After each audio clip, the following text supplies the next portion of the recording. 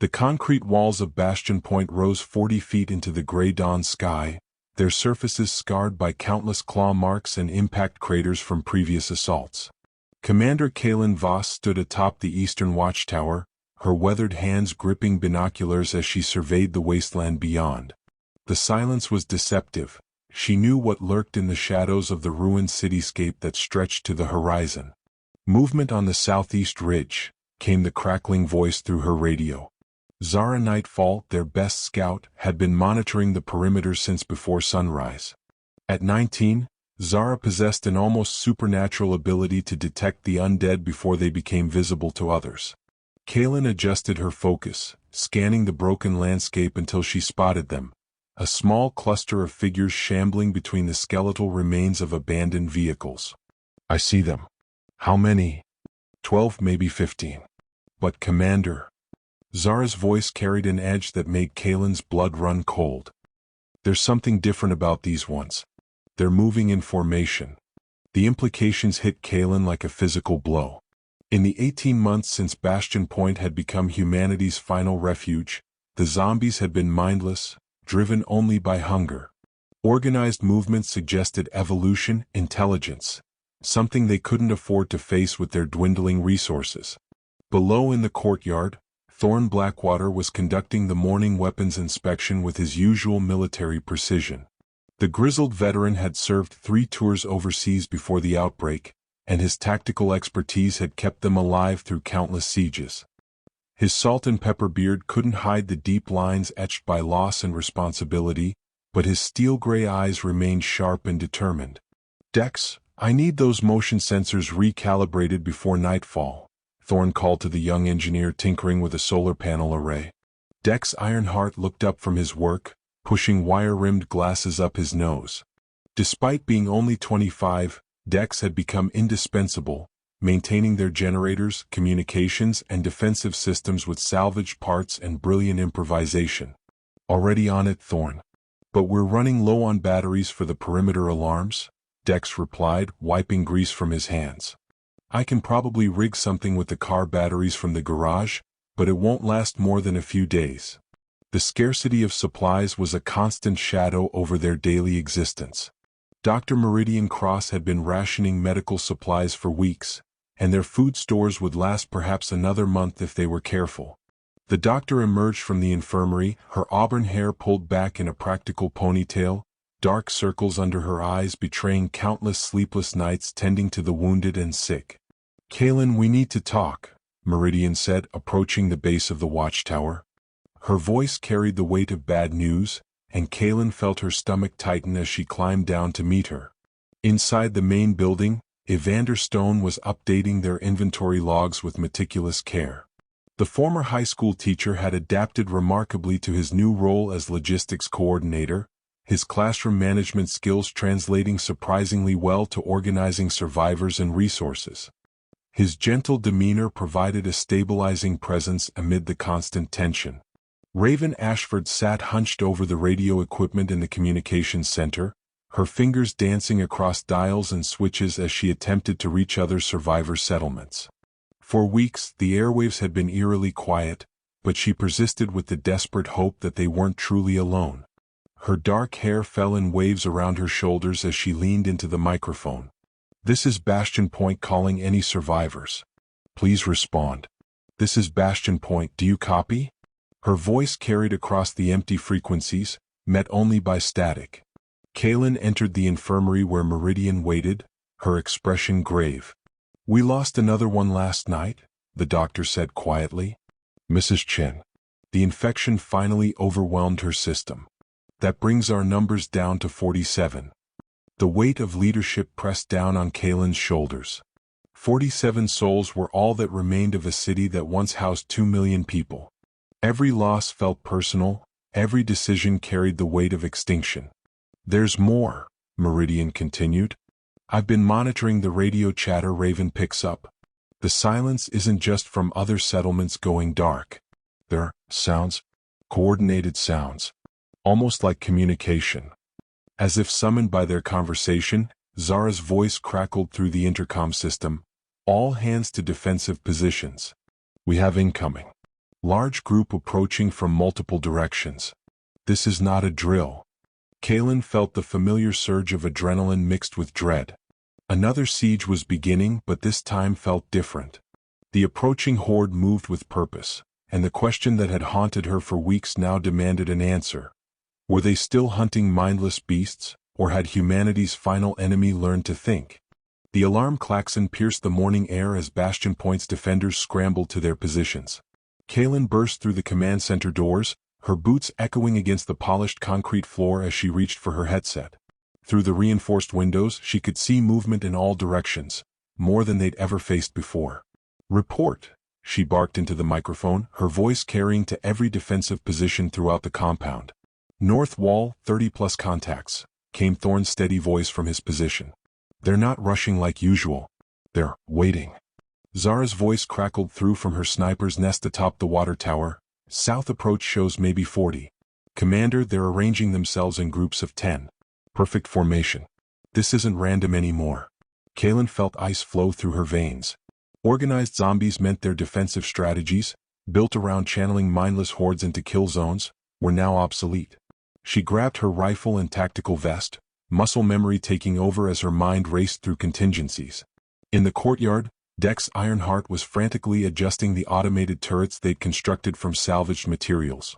Sweat beaded on his forehead despite the cool morning air as he tried to reprogram the targeting systems for multiple coordinated threats instead of single shambling targets. "Meridian, get the wounded to the underground shelter," Kalen commanded through the radio. "Evander, initiate lockdown protocol for non-combatants." Dr. Meridian Cross abandoned her morning rounds and began efficiently moving patients who could walk. Those who couldn't would have to trust in the stronghold's defenses. Her hands shook slightly as she helped elderly Mr. Rodriguez to his feet, but her voice remained calm and reassuring. "Just a precaution," she told him, though they both knew better. From his position on the east wall, Thorne could see the horror unfolding with military precision. The zombies had divided into distinct groups, each taking position at different approaches to the compound. Some retained enough of their former selves to be recognizable. A woman in a torn business suit, a man still wearing a construction helmet, children whose small forms made his heart clench with grief and rage. "They're testing us," he spoke into his radio, raising his rifle to sight on the nearest group. "Probing for weaknesses." The first group began their advance toward the main gate. Unlike previous attacks, they didn't stumble or fall over obstacles.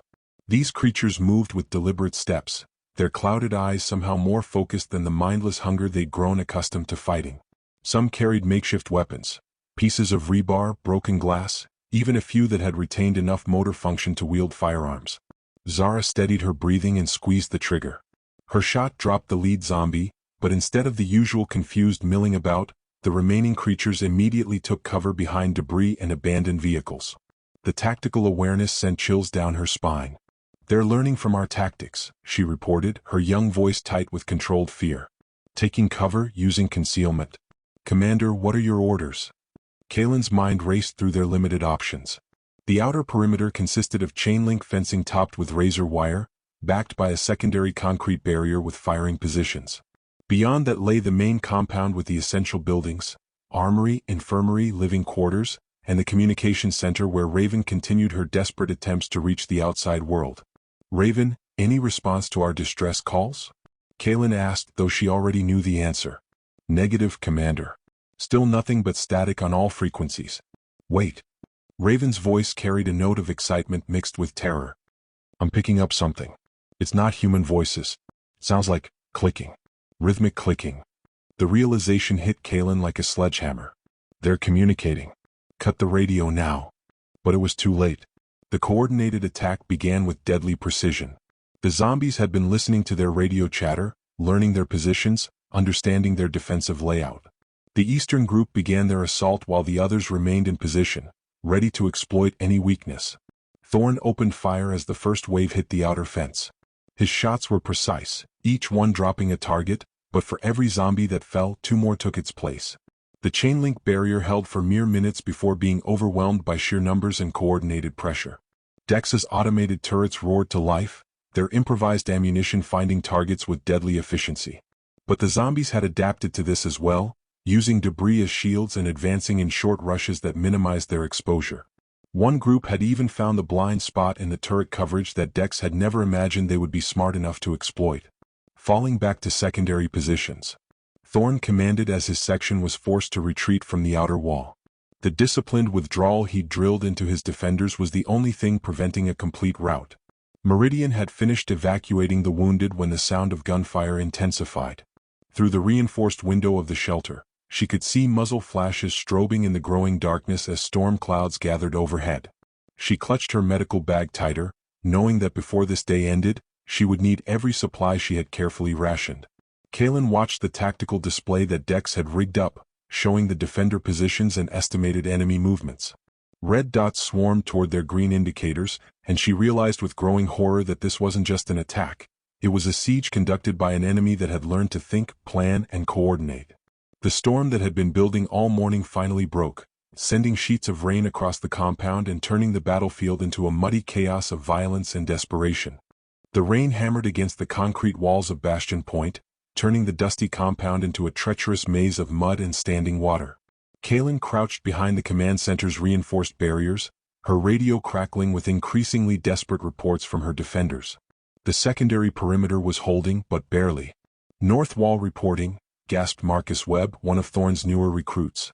"They're using tools. They've got crowbars and hammers working on the gate hinges." Thorn's voice cut through the static, grim but controlled. "Confirmed. Intelligence level is off the charts. They're not just using tools, they're using them correctly. We need to fall back to the inner compound."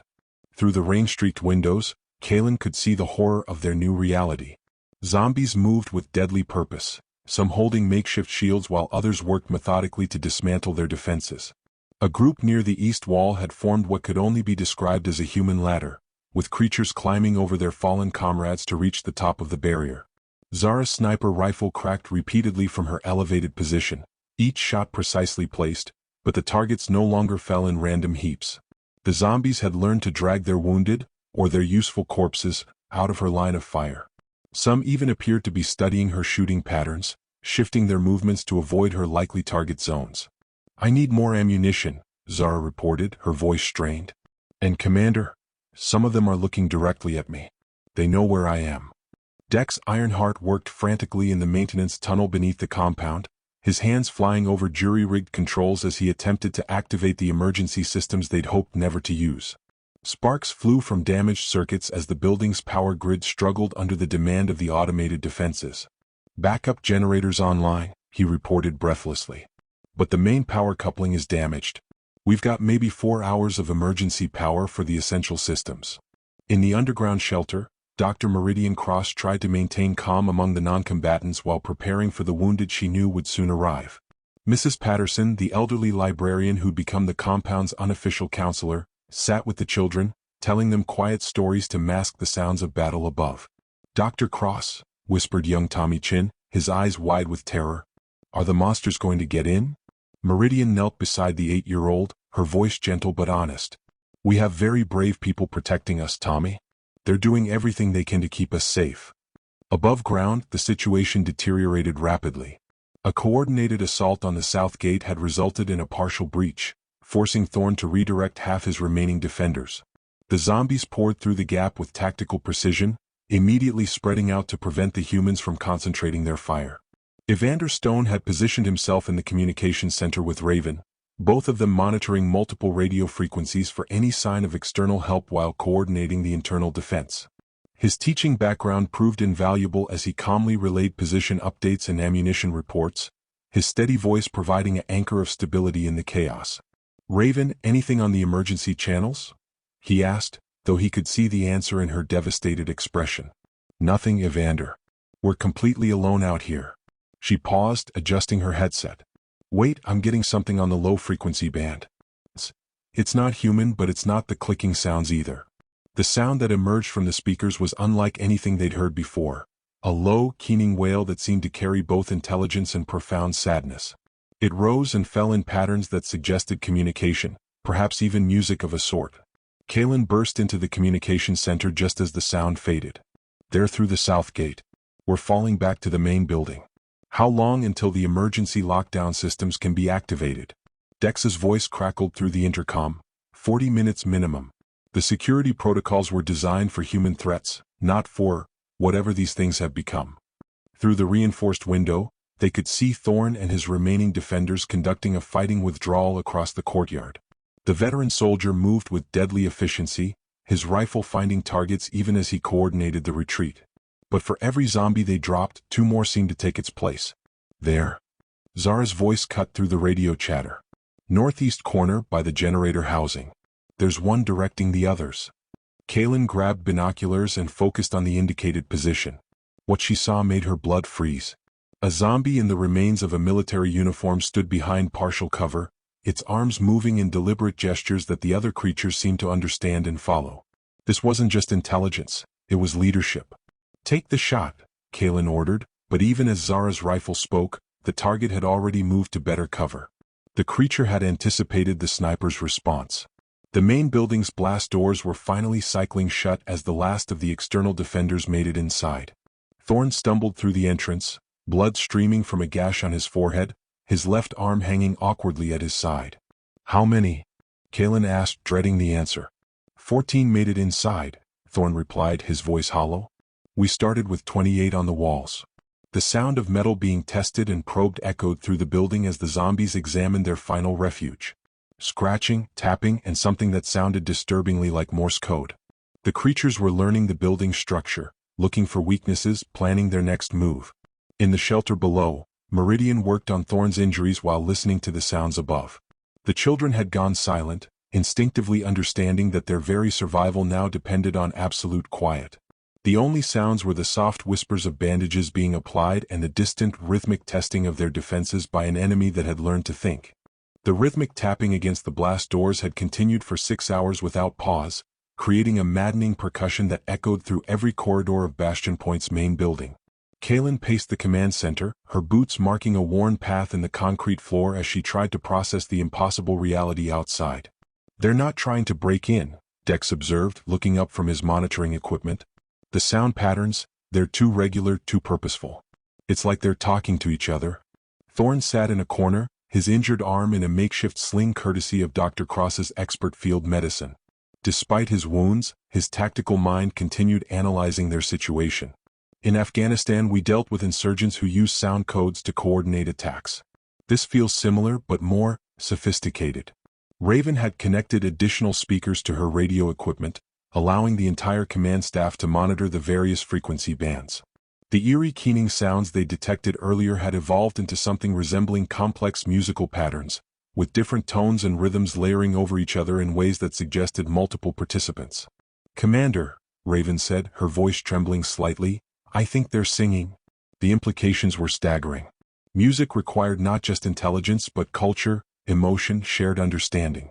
These creatures weren't just learning, they were creating something entirely new, something that bridged the gap between their former humanity and whatever they had become. Zara had repositioned herself at an interior window overlooking the courtyard, her sniper scope providing detailed observation of the zombie behavior. I'm counting at least 60 individuals in the immediate area, but they're not all behaving the same way. Some are still mostly mindless, following basic movement patterns. But others... She paused, adjusting her scope's focus. Others are clearly thinking. Planning. There's one group that's been systematically examining every external fixture. Water pipes, electrical conduits, ventilation grates. They're mapping our infrastructure. Evander had spread building schematics across a table, cross-referencing Zara's observations with their defensive weak points. His teacher's mind excelled at pattern recognition, and what he was seeing terrified him. They're conducting reconnaissance, professional-level intelligence gathering. But how is that possible? Dr. Meridian emerged from the shelter level, having completed her rounds among the non-combatants. Her medical training provided a unique perspective on their situation. Neurological degradation in typical zombie infections follows predictable patterns. Motor function, then complex reasoning, then basic survival instincts. But what if the infection has mutated? What if instead of destroying neural pathways, it's reorganizing them? The chilling possibility hung in the air like a physical presence. If the zombies were retaining and even enhancing certain cognitive abilities while losing others, they were facing an enemy unlike anything in their survival manuals. A new sound joined the cacophony outside, mechanical clicking that definitely wasn't human in origin. Dex quickly connected his portable camera to the external security feeds, displaying grainy images on the command center's main screen. The sight that greeted them defied explanation. Several zombies had dismantled one of their abandoned vehicles and were reconstructing it into something else, a crude but functional siege engine. They worked with the coordination of an experienced engineering team, different individuals contributing specialized skills to the construction. "That's impossible," Thorn muttered, unconsciously flexing his injured hand.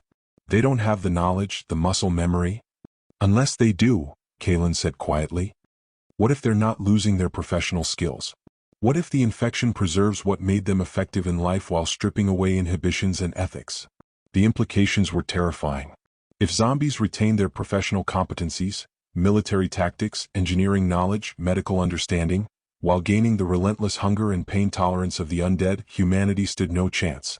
Raven suddenly straightened in her chair, her hand flying to her headset. "Commander, I'm getting radio chatter on multiple frequencies. It's them. They're using our own communication equipment." She patched the signal through the speakers, and the command center filled with a sound that made everyone's blood run cold. It was human speech, but wrong, distorted by damaged vocal cords and missing tongue muscles, yet clearly intelligible. Inside, defenses, patterns, learned. Weak points, ventilation, level 3. Hunger, so hungry, but patience, yes, patience. The voices layered over each other in a horrific chorus of tactical discussion mixed with primal need. These creatures were sharing intelligence, coordinating strategy, planning a siege with the expertise of military professionals while driven by an insatiable urge to feed. Kalen grabbed her radio and switched to their internal emergency frequency. "All positions, switch to frequency 77 Alpha immediately. They've compromised our communications." The response was swift but disturbing.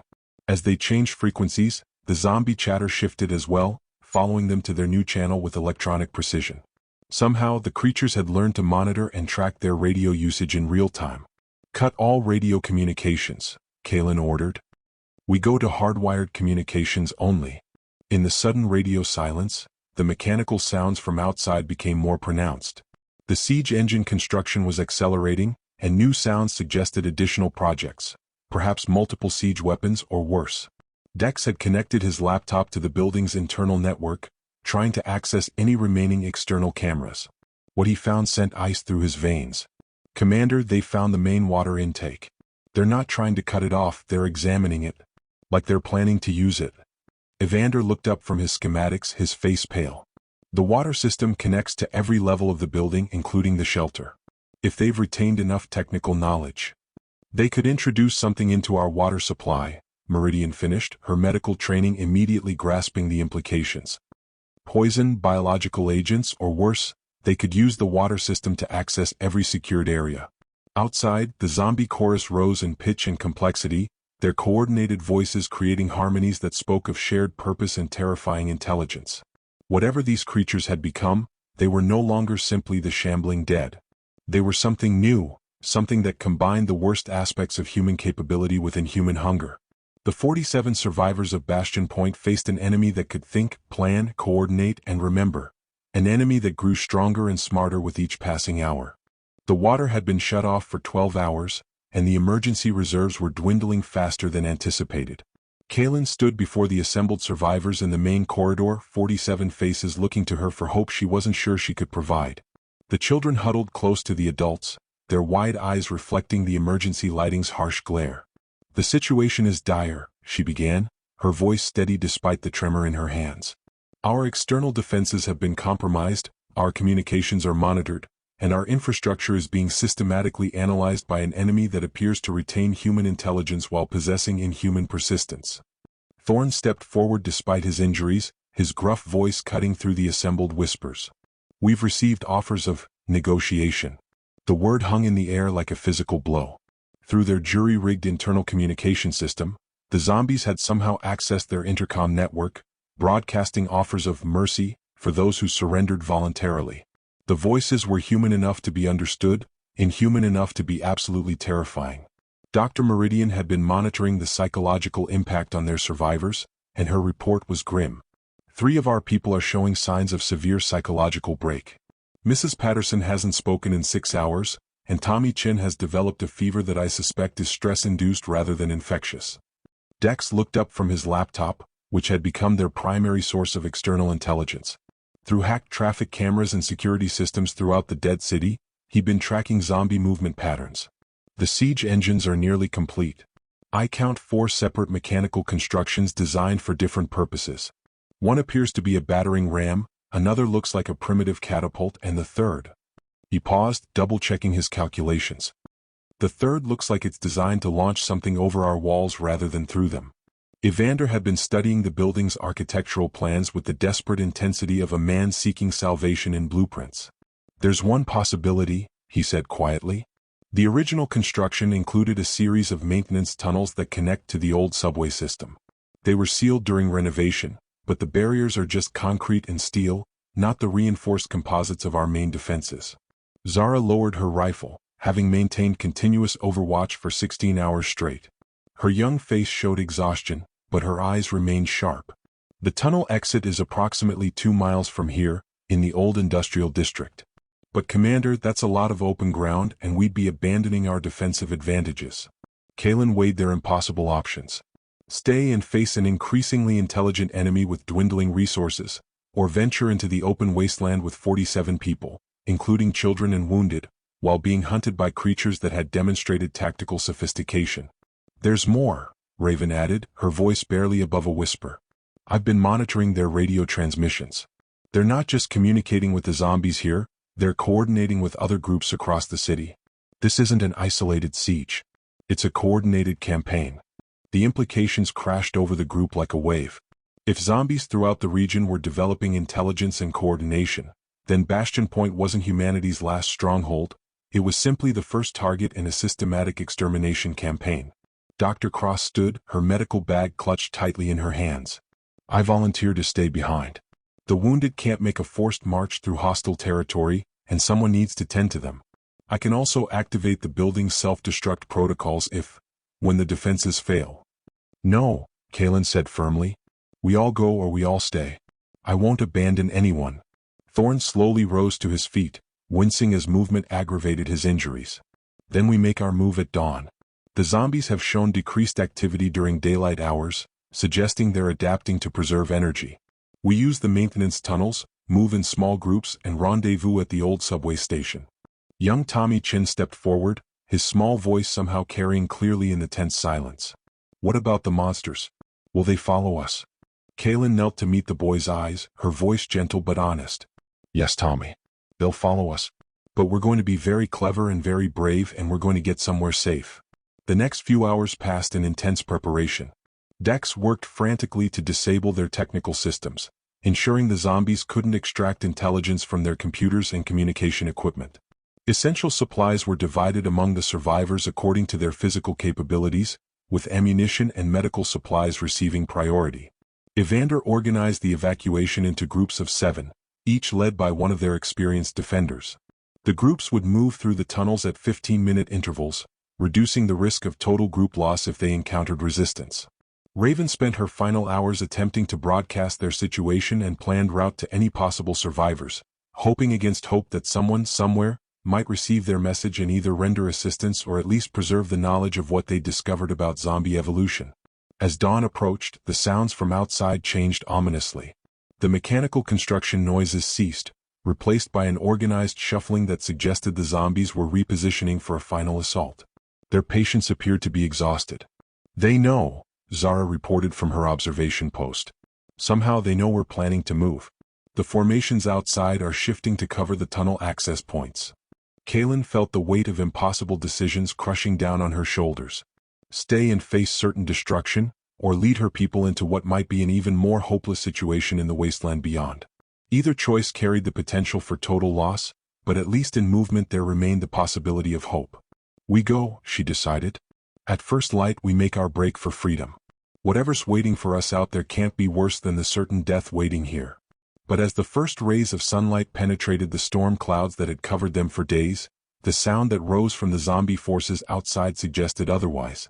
It was music again, but this time it carried notes of triumph and anticipation. The hunters had finished preparing their trap, and now they were ready to close it. Part 6, The Last Stand.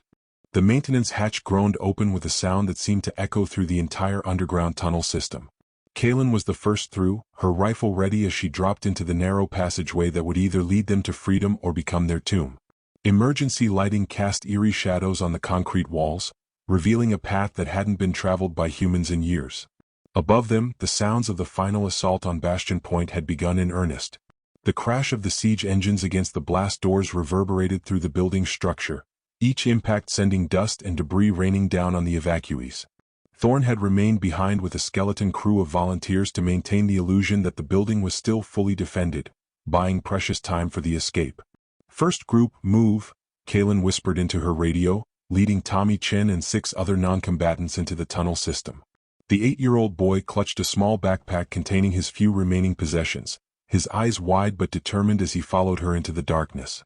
Dr. Meridian Cross brought up the rear of the first group, her medical supplies distributed between a backpack and a rolling case that squeaked ominously as they moved.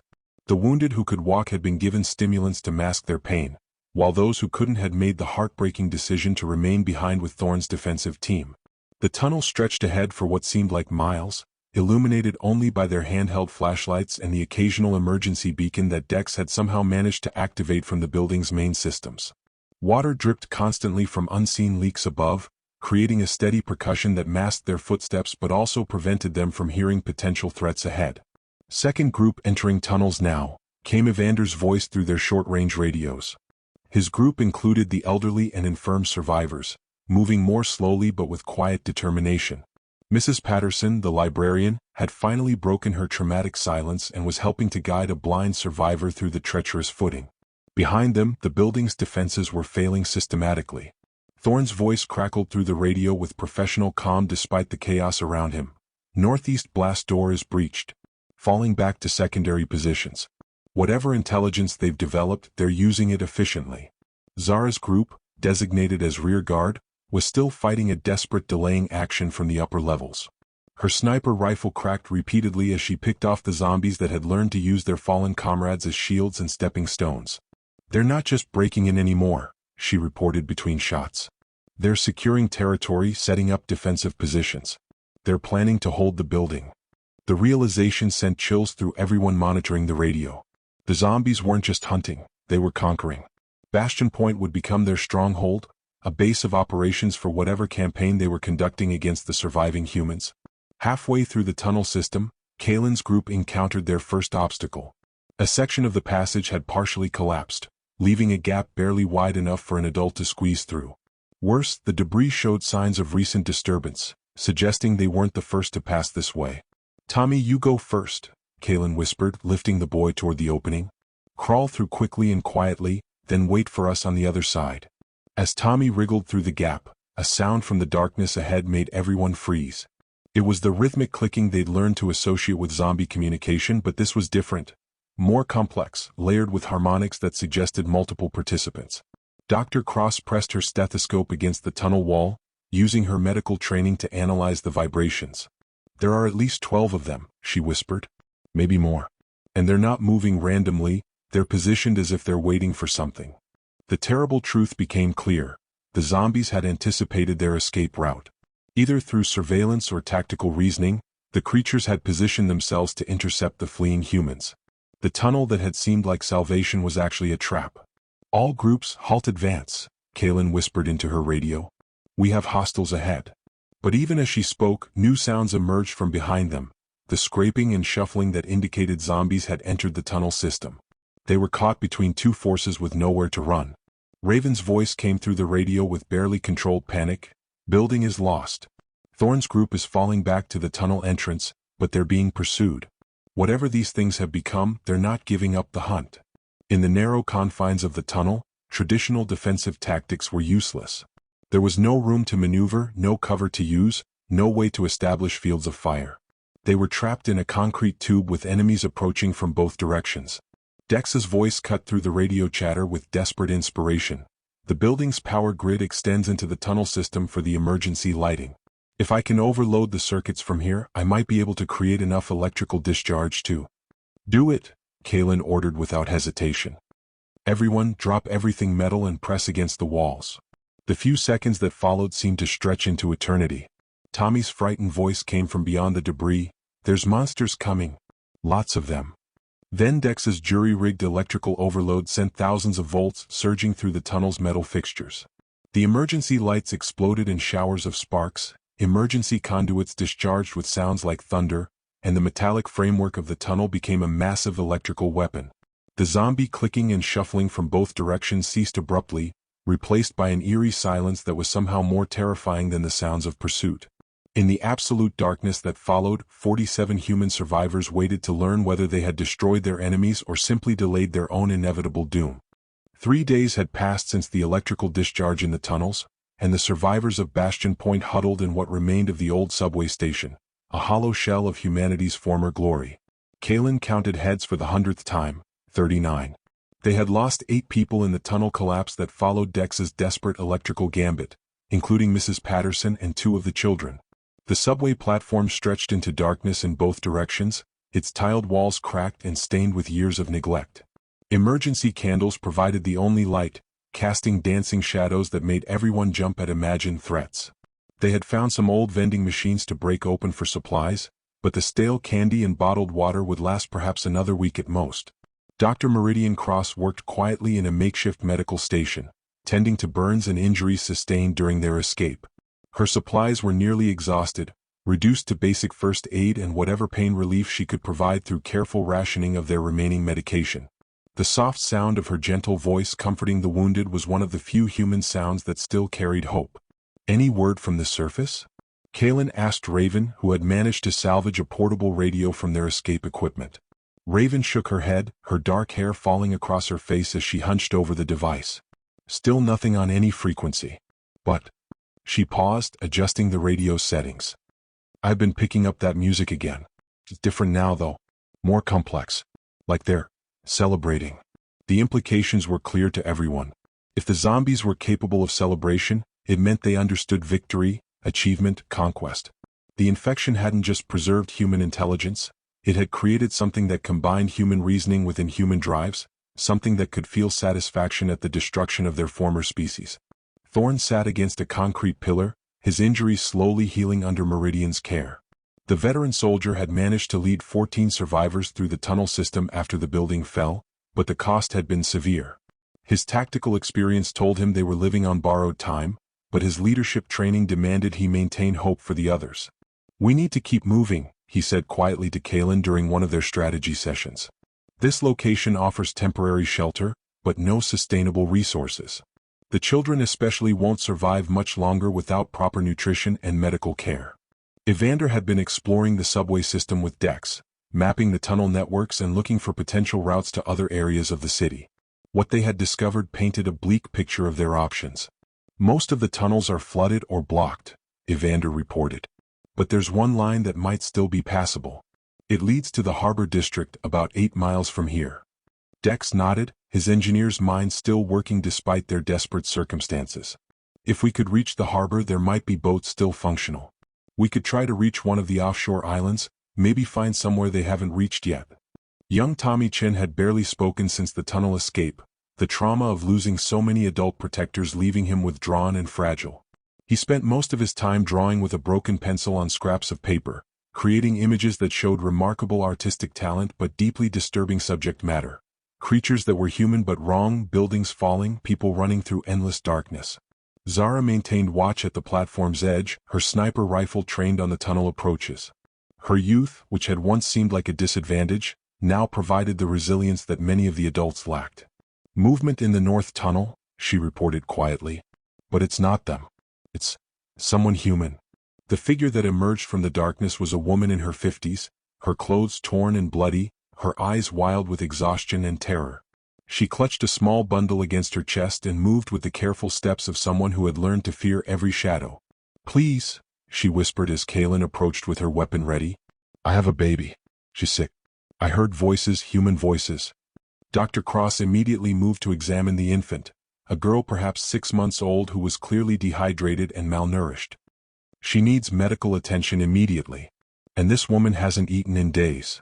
The newcomer's name was Helen Vance, and her story mirrored their own, a survivor from a smaller settlement that had been overrun by the evolved zombies. but her information about the outside world painted an even grimmer picture than they had feared. "They're everywhere," she said as Meridian worked to stabilize her baby. "Not just in the cities anymore. I've seen them in the countryside, in small towns, even in the forests. And they're building things. Structures. Like they're creating settlements of their own." The revelation that zombies were constructing permanent settlements suggested a level of social organization that pushed them beyond mere predators into something approaching a rival civilization. If the creatures were capable of long-term planning and infrastructure development, humanity's chances of reclaiming the world had diminished to nearly zero. As night fell on their fourth day in the subway station, Raven made a discovery that would haunt them all. While scanning radio frequencies, she picked up a transmission that made her blood freeze. It was a human voice, speaking clearly and calmly, but the words were wrong. "Sector 7 pacified. Population absorbed. Proceeding to designated hunting grounds. New subjects show promising adaptation rates." The voice was human, but the content was inhuman. Some person who had once been like them, was now working with the zombies, providing intelligence and coordination for their campaigns against the remaining human settlements. Kaelin gathered the survivors and shared this final, devastating piece of intelligence. The enemy they faced wasn't just zombies with enhanced intelligence, it included humans who had somehow been converted not through infection but through collaboration. The betrayal of their own species by their own kind represented a level of hopelessness that made their physical situation seem almost trivial by comparison. As they prepared to make their next move toward the harbor district, Tommy Chin approached Kaelin and handed her one of his drawings. It showed a small group of people on a boat, sailing toward an island where the sun was shining. In the corner of the paper, barely visible, were words written in a child's careful hand, "Where it's safe." Kaelin looked at the 39 faces around her, survivors who had lost everything but each other, people who had witnessed the end of their world but still chose to keep moving forward. Perhaps Tommy's drawing wasn't just childhood fantasy. Perhaps somewhere beyond the reach of the evolved zombies and their human collaborators, humanity could still find a place to heal, to rebuild, to remember what they had been before the world changed forever. The harbor district lay 8 miles away through flooded tunnels and hostile territory. The chances of reaching it alive were minimal, and the chances of finding functional transportation were even smaller. But for 39 human souls in a world that no longer belonged to their species, minimal chances were still worth fighting for. They gathered their meager possessions and prepared to face whatever waited in the darkness ahead, carrying with them the last ember of human hope in a world that had forgotten how to be human.